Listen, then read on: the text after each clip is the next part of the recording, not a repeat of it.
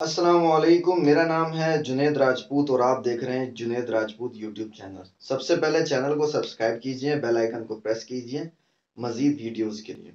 उम्मीद करता हूँ कि मेरी वीडियोस आपके लिए कारआमद होंगी। मैं एक नज़रिया दूंगा, मैं बहुत सारे नज़रिए दूंगा अपनी वीडियोस के अंदर, जो पॉलिसीज को सोचने के ऊपर आपको आमादा करेंगे और इस मुल्क की बेहतरी के लिए, सिस्टम की बेहतरी के लिए वर्ल्ड वाइड। तो अब बात करते हैं एग्रीकल्चर सिस्टम के बारे में। किसी भी मुल्क की, वो मुल्क जहां पर ज़रात बड़ी इंपॉर्टेंट हो, उसके लिए एग्रीकल्चर सिस्टम बहुत मायने रखता है और उसकी इंप्रूवमेंट दिन ब दिन होना वो भी बहुत ज़्यादा ज़रूरी है। बदकिस्मती से हमारा जो एग्रीकल्चर डिपार्टमेंट है, उसकी कोई खातिर खा परफॉर्मेंस हमें नज़र नहीं आती है। मेरी बात करने का मतलब ये नहीं है कि मैं तनकीद कर रहा हूँ, मैं बात इसलिए कर रहा हूँ कि हमारे मुल्क का मसला है। इसके बारे में हमारे लिए हमारा बात करना ज़रूरी है, तभी सिस्टम को मजीद इंप्रूव किया जा सकता है। अब पाकिस्तान है एग्रीकल्चर कंट्री, 7,96,000 की 94,000 square kilometre, something square kilometre का एरिया। उसके बाद जो है एग्रीकल्चर लैंड बहुत ज्यादा है। दिन ब दिन गंदम की प्रोडक्शन जो है वो डिक्रीज हो रही थी, लास्ट 6 मंथ में इंक्रीज हुई है गंदम की प्रोडक्शन। और भी दीगर मामला है जहां पर हमारी जो है फसलें खातिर खा नुकसान में जा रही है। दिन ब दिन हमारी जो जमीनें हैं, जैसे कि कोस्टल लाइन की जमीनें हैं जो जरखेज हुआ करती थी, वो दिन ब दिन पानी की कमी की बाइस जो है वो दोबारा से बंजर होती जा रही है। अब हमारा एग्रीकल्चर सिस्टम यहाँ पर कर क्या रहा है, अब मैं ये बातें बताता जाऊंगा। ये तो मैं बता रहा हूँ कि जो जमीनें जो है बंजर होती जा रही हैं, मैं उनके बारे में बात कर रहा हूँ। इसके बाद जो मैं बात करूंगा वो भी बड़ी सोचने के लायक है। अब दिन ब दिन जमीनें बंजर होती आ रही हैं। अब एग्रीकल्चर सिस्टम में कोई भी अकाउंटेबिलिटी ऐसी नहीं है कि वो नोटिस कर सकें और गवर्नमेंट को ये नोटिस करा सकें कि अगर हमने कंटिन्यूसली यही पॉलिसी अपनाई और जमीनें बंजर होती रही, हमने कोई खातिर खा इसके ऊपर काम नहीं किया, तो हमें खातिर खा बहुत बड़ा लॉस होगा आहिस्ता आहिस्ता। और ये ऐसा स्लो पॉइजन है जो एकदम जब गले में आएगी ना, कहानी गाटे फिट होगी, उसके बाद पता लगेगा लो जी ये पंगा हो गया। अब ऐसे लाड के सिंध के लाड के एरियाज हो गए, बलूचिस्तान के एरियाज हो गए, केपीके के हो गए, लोअर पंजाब के हो गए, ऐसे बहुत सारे एरिया हैं जो बंजर होते जा रहे हैं। वहां पर यानी कि फैसिलिटीज ऐसी प्रोवाइड नहीं की गई हैं, ना एग्रीकल्चर सिस्टम ने इस बारे में सोचा कि ये हमारी कंट्री का एग्रीकल्चर सिस्टम है तो इसको इम्प्रूव किया जाए। इस बारे में कोई भी खातिर ख्वाह पेशरफ नजर नहीं आई है। अगर नजर आई हो तो मैं उसमें माजरत चाहता हूँ, लेकिन मैं इस मुल्क का शहरी हूँ, मुझे कुछ नजर नहीं आया, माजरत के साथ। फिर से कहूंगा, मेरा बात करने का मतलब तनकीद करना नहीं है, इंप्रूव करना। दूसरी बात यह है कि एग्रीकल्चर सिस्टम को वक्त के साथ इंप्रूव होना था। अब मेरी एज है 28 ईयर्स ओल्ड। अब मैंने 28 साल में जो भी एग्रीकल्चर सिस्टम पाकिस्तान के अंदर देखा है, वो वही देखा है जो बचपन से देखता हुआ आ रहा था, जो अभी देखता हुआ आ रहा हूं। अब हर जगह पे मेरा जो नजरिया है वो यही है कि सिस्टम को इंप्रूव होना चाहिए। अब हम ऑस्ट्रेलिया से दालें इंपोर्ट कर रहे हैं, रशिया से हम गंदम इंपोर्ट कर रहे हैं, दूसरी कंट्री से हम बहुत सारी चीजें इंपोर्ट कर रहे हैं।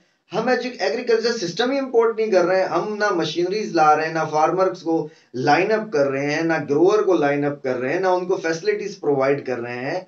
कम रेट्स के ऊपर उनको खाद प्रोवाइड कर रहे हैं। खाद प्रोवाइड करना एक बेसिक काम है, वो गवर्नमेंट प्रोवाइड कर देती है कम रेट के ऊपर, लेकिन फिर भी ना उनको हम फैसिलिटीज प्रोवाइड कर रहे हैं। हर डिस्ट्रिक्ट में हमारा एक जोन होना चाहिए, एग्रीकल्चर सिस्टम होना चाहिए। लेकिन अफसोस के साथ जो बहुत ही पाकिस्तान के शुरुआती दौर में एग्रीकल्चर सिस्टम बना था, उसी के ऊपर काम चल रहा है, ना कि किसी इंपॉर्टेंट कोई बड़ा इंप्रूव देखने को नजर आए। अगर इंप्रूव देखने को नजर आता तो पाकिस्तान गंदम और बहुत सारी चीजों में खुद कफील होता। हमारे पास गन्ने की प्रोडक्शन भी बहुत अच्छी होती है, हमारे पास गंदम की प्रोडक्शन भी बहुत अच्छी होती। मजे की बात यह है कि पाकिस्तान ने चाइना से इकोनॉमिक कॉरिडोर तो कर लिया है और हमारा चाइना भाइयों की तरह दोस्त है, अमेरिका भी भाइयों की तरह दोस्त है, हमारे ये सारे दोस्त हैं। लेकिन हमारे जो इनके साथ एग्रीमेंट होते हैं, उनमें एग्रीकल्चर के ऊपर कोई भी ऐसा बड़ा एग्रीमेंट नजर नहीं आया। लगभग 10 साल होने को है चाइना पाकिस्तान इकोनॉमिक कॉरिडोर को, लेकिन अगर इसका बेसिक चीज देखी जाए तो हमें इस पे काम सबसे पहले एग्रीकल्चर के ऊपर करना चाहिए था कि एग्रीकल्चर पाकिस्तान की स्ट्रांग करें, और वो भी चाइनीज वे के थ्रू। क्योंकि चाइना का एग्रीकल्चर जो है वो बहुत ज्यादा अच्छा और बहुत ज्यादा स्ट्रांग है। वो एक एक एकड़ से 120-150 मन से ज्यादा गंदम की प्रोडक्शन को हासिल करते हैं। तो हमारा ये बेसिक पर्पस होना चाहिए था कि हम जो है एग्रीकल्चर को यहां पर लेकर आते, 10 साल हो चुके हैं, एग्रीकल्चर रेवोल्यूशन एक अच्छा खासा क्रिएट हो जाता। जो महंगाई इन चीजों की वजह से हो रही है वो तो हम कंट्रोल कर सकते थे।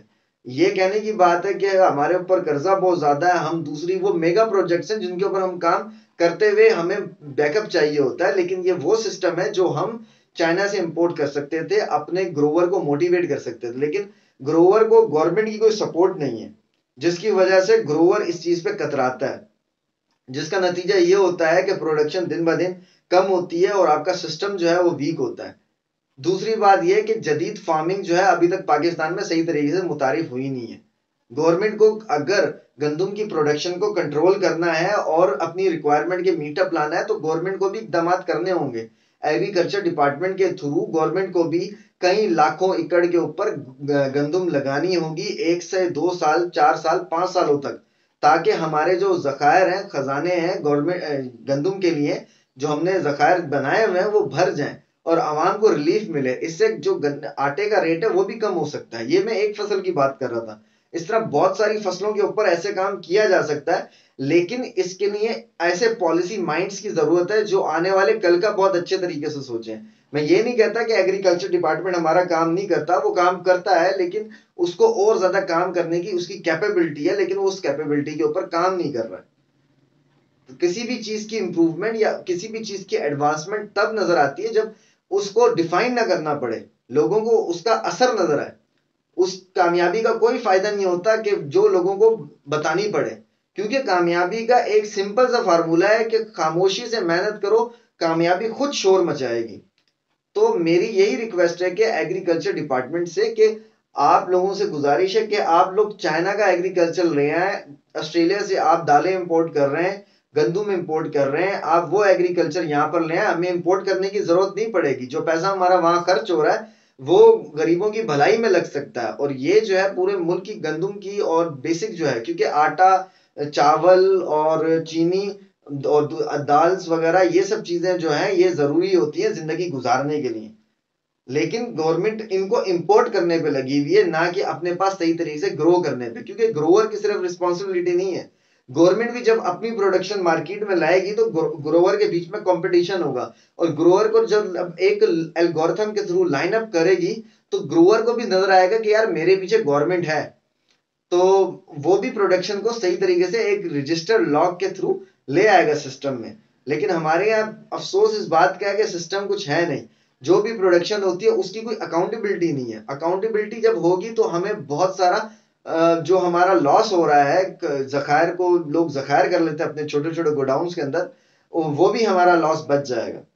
तो सिस्टम को इम्प्रूव करने की जरूरत है। अगर आप मेरी बात से एग्री करते हैं तो इस वीडियो को शेयर कीजिए ताकि ये उन लोगों तक पहुंचे और इस मुल्क की बेहतरी के लिए, एग्रीकल्चर सिस्टम की बेहतरी के लिए वो इसके ऊपर काम करें। थैंक यू सो मच, मिलते हैं नेक्स्ट वीडियो में। अपना ख्याल रखिएगा और चैनल को सब्सक्राइब कीजिए, बेल आइकन को प्रेस कीजिए। अल्लाह हाफिज।